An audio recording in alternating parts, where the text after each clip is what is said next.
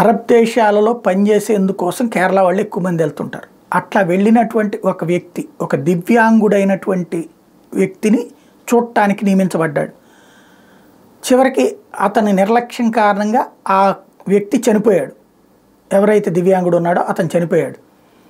ఆ చనిపోయినటువంటి వ్యక్తికి సంబంధించినటువంటి వ్యవహారంలో ఇప్పుడు కీలకమైనటువంటి అంశం, అతనికి ఉరిశిక్ష పడింది.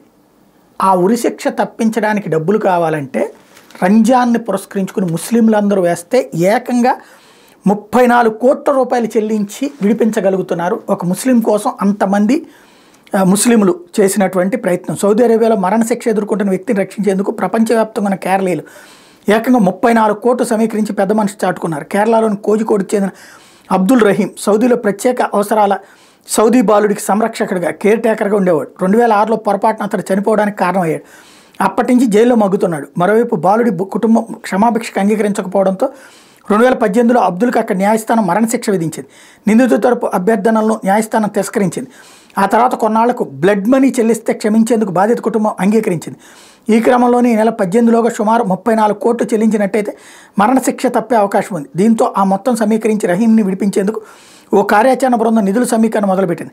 పారదర్శకత కోసం ప్రత్యేకంగా యాప్ను సైతం రూపొందించింది. ఈ క్రమంలో 5 రోజుల క్రితం వరకు కూడా కొద్ది మొత్తమే పోగింది. ఆ తర్వాత కేరళీయులు పెద్ద ఎత్తున స్పందించి విరాళాలు అందిస్తే ఏకంగా 34 కోట్లైనాయి. అక్కడే ఉన్నటువంటి హిందువులు బోల్డ్ అంతమంది ఉన్నారు అట్లాగే అన్యాయానికి గురైనటువంటి వాళ్ళు. వాళ్ళ విషయంలో కూడా ఇట్లా చేయగలిగితే బాగుంటుంది.